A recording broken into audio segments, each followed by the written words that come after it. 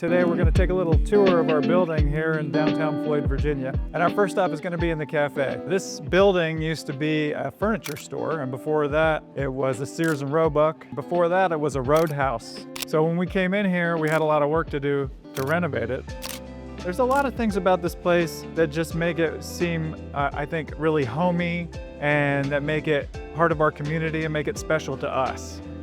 Probably the most important thing to me is that my parents' art is on the wall. My parents are ceramicists, and so my mom's work and my dad's work adorn the walls here. The chandelier that hangs from the cafe in the center spot there was designed and built by my mentor, Woody Crenshaw, and it was built right here in Floyd, Virginia.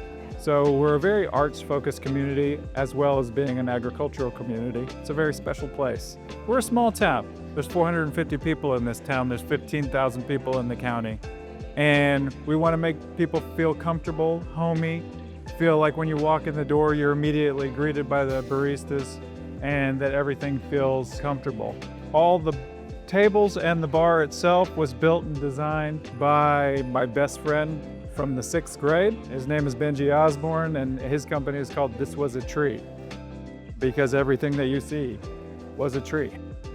The equipment that we're using here, we have a Linea PB, we have a E65 grind by weight grinder with a puck press, and everything is basically designed for barista flow to just make everything work as smoothly as possible so we can get your drink as fast as possible and also be attentive to you across the bar. The community that we want to build here is basically that it's great to sit here and enjoy your coffee, to talk about the coffee, to watch them make your pour over, to watch them make your latte, and that they want to have that experience with you too. They want to talk to you about the coffee. You can see all day long in this cafe people coming together, talking across tables, enjoying coffee together, and enjoying the community together. Yeah, it's basically perfect. What, do I have some coffee on my face? Yeah, one of the great features of the shop is that you can buy our whole bean coffee that's roasted right here. You can buy coffee brewing supplies here. We also have our tea business and our flavored syrup business. And so those items are also for sale here in the cafe. It's great for gifts. You know, we have apparel and great design clothes as well. So we're behind the bar here in the cafe, and you know, one of the key things about the cafe is that we make everything from scratch. We do everything ourselves. It's better that way. So from the baked goods to the syrups here that are all made in-house here at Red Rooster. Of course, we roast our own coffee. We have 3 different coffees on bar right now. We have the Old Crow Espresso, which is our basic everyday espresso blend. We have our decaf espresso, and then we have our flight seasonal espresso, which changes with the season and is a little bit more fruit forward, more acidic espresso for the sort of specialty coffee heads. All right, now I want to take you into the kitchen where we make all of our breakfast and lunch stuff from scratch. This is where we do all of our breakfast and lunch prep. It's a small space, but we make it work. We source all of our bread locally. We source all of our greens locally. We source milk. We source 100% of the eggs that we use in this building from a local farm. It's amazing. So every morning we get up, we make biscuits from scratch. Amazing, huge biscuits that are baked off every single morning fresh. Bakers get here at about 5 o'clock in the morning to get their day started, to make sure that the pastries and biscuits are ready to go for the cafe. Kitchen staff comes in, starts getting their breakfast prep done, making sure that ingredients are prepped. And then the prep staff comes in, starts prepping the vegetables for the grab-and-go containers and for the lunch. Honestly, it's an amazingly well-oiled machine that I have very little to do with, but I'm constantly impressed by it. Damn. All right, now we're in the coffee roasting facility. This is where we bring green coffee in and we roast it to perfection every day. We're roasting on 3 different roasters right now. Right behind me is the Loring Peregrine, which is a 70-kilo roaster. That's a full bag roaster. Back behind that roaster, we have a 25-kilo Dietrich, which is more of a direct flame conduction roaster. And then behind that, we have a smaller 12-kilo Dietrich roaster. And that's where we roast a lot of our super specialty single origins. So let's talk a little bit about the roasting process. Of course, it starts with green coffee, right? So we're gonna source the top 1% of quality of green coffee in the world. We're buying from small producers all over the world and buying the best coffee that they have to offer. And a lot of times, if we're gonna roast a lot of that coffee, we're gonna bring it into a container like this, and you can see this is completely full of green coffee. Then the roasters are gonna weigh out exactly what they need for their batch, and they're gonna load it into the machine. They drop it in at a charge temperature, somewhere around 400. Every single coffee has a different specific charge temperature set by our head roaster, Tony. And then they're gonna drop it in. They're gonna adjust airflow and gas flow to make sure that the roasting curve is nice and even, hit the points that they need to make sure that first crack happens at the time that is dictated by Tony. When it hits that magic mark of being completely roasted, when the development time is complete, they're gonna drop it into the cooling tray. And they're gonna blow all the smoke that's remaining in the coffee outside, and the arms are gonna spin around and cool it off. Once we drop it out after the appropriate development time at the right drop temperature, we're gonna take a color reading and make sure that we've hit our mark for our color reading. And so what we really have is a constellation of points that we're trying to hit, and make sure that we triangulate them and make sure that we hit the center of all those points so that the coffee tastes exactly the same every single time. From time to time, I like to take a look at these roasters and think about where we started roasting, which was on a 6-pound electric coffee roaster in a little 184 square foot closet. I didn't know what I was doing. I put 8 pounds of coffee in the 6-pound coffee roaster. It took forever to roast, and it tasted okay. But what we had was a lot of curiosity and ultimately a lot of passion. Times have changed. It's been 15 years, and we keep getting bigger while maintaining our quality, and that's the most important thing. So he's about to drop this out. It's gonna get loud because he's gonna turn on the vacuum loader. It's gonna go into the drum here. We'll take this tub over to production.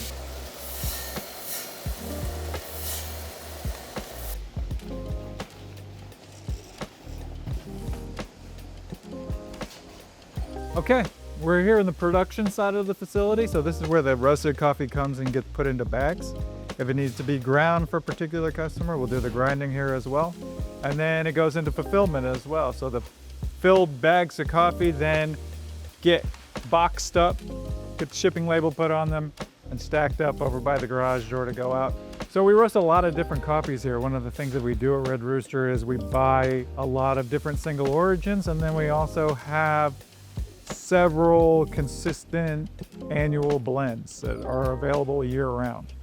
As you can see behind me, lots of different bins for the production staff to come and pick and choose what they have to fill up today, including this great coffee from Mexico, single origin coffee. So essentially what we're doing here in production is we're moving from this bin of roasted coffee to this beautiful bag of 12-ounce coffee. And then this beautiful bag of 12-ounce coffee is going right over into fulfillment, getting boxed up and shipped to you the same day. If you ordered the coffee yesterday, it's roasted this morning and it's shipped to you this afternoon. One of the things that makes Red Rooster really special is that we do individual designs for every single origin and blend that we have. So you're not just getting a little sticker slapped on the bag, you're getting these beautiful designs for every single origin that reference the origin itself. We end up having a lot of different kinds of bags, up to 20 to 25 different kinds of bags and stickers at any given time. Every single coffee that we launch, we basically sit down with our designer and we talk about the origin, we talk about animals and culture and music or ethnography of the area, and we basically leave it in her hands to create something beautiful and amazing. And the result, I think, is quite stunning, and I'm really proud of it. One of the things that makes Red Rooster unique is that we're the only coffee roasting company in the country that has our own on-site childcare facility. What this allows for is new mothers, nursing mothers, to be able to have their young children close to them. But also it allows us to have a real sense of family and community here, where you're close to your child. You know where your child is at all times. And that was really important to my wife and I when we had children. And I know that it is important to our staff as well, to just be able to feel like the place that you work cares about your family and cares about the well-being of your child. And nothing says that more than having the children right here in the building with us, taken care of by these amazing people who work here. And we're really proud of it. I'm here in the bakery. Caitlin is working on our chocolate-covered strawberries right now. The work that we do in here is very intentional. We're producing the highest quality baked goods and pastries that we can, but we're also doing work that, appeals directly to our customers. We're using seasonal fresh items and local items whenever we can. The smells that come out of here just make everybody in the whole building salivate. We're constantly walking by here just going like, oh my God, another thing that I have to resist. They're always playing incredibly fun music, and there's always just the sound of laughter emanating out of here as the bakers enjoy themselves. But the results speak for themselves, because then the pastries come out and we all have to spend all day resisting them so that we don't just spend our entire lives eating here at Red Rooster. But it's an incredible place. We're really proud of it and really lucky to have the people that we have here. We're hanging out here in the cupping lab. This is where we do most of our quality control. So we're gonna do all of our cupping for all of our single origin coffees, all of our blends.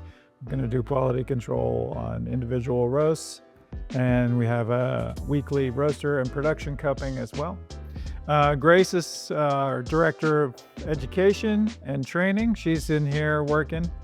Typically what she's going to be doing is bringing in wholesale clients and also retail customers to do classes and education about all the great things we do with our coffee here. This is also the place where our staff comes to brew their own coffee so that our staff can get engaged with the coffee and learn about coffee themselves and make sure that they can taste all the important key flavor notes and really be connected to the product that they're getting out to the customer. The other thing we do here is we do all of our sample roasting. So Tony's gonna be on the sample roaster over here, bringing in green coffee samples from producers all over the world, exporters who have us sample their coffee and see whether or not we want to purchase it. And then our roasting and QC team, which includes Grace, is going to be here cupping those samples and deciding whether or not we want to purchase them. This is also the spot where we do a lot of our educational videos. If you're really into the science of coffee, you want to learn about roasting coffee, you want to learn about brewing coffee, you should check out the YouTube channel. We've got lots of videos about the science of coffee, and we've got a lot more videos coming. So here's a little sample of coffee from Uganda that we just received. We're looking at sampling out for the fixed subscription. And here we have the Eversys, which is more of a super automatic style. And then we have this Simonelli Appia too, which we use in our training. This is amazing coffee. SL28 is, of course, a Kenyan varietal that was created in Scott Labs, but grown in Costa Rica by our friends at Las Lajas. So pretty awesome coffee. So now we're in the JT Copper space, and this is where we make all of our craft syrups. So everything is handmade here with extremely high quality ingredients. Vanilla from Madagascar, chocolate from Gambia, just incredible high level ingredients that we then turn into small batch craft syrups by hand right here that we serve in our cafe, and we also bottle them and retail them on our website. Welcome to the Tea Lab.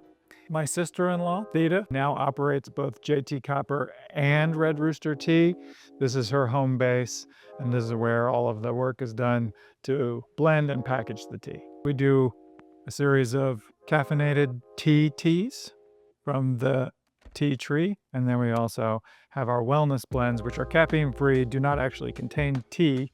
The Root Down is probably our most popular coffee replacement for people who have given up coffee or want to cut back on coffee. It's super sweet, very complex, has a very nice earthy appeal to it, but also has a nice sweet complexity to it.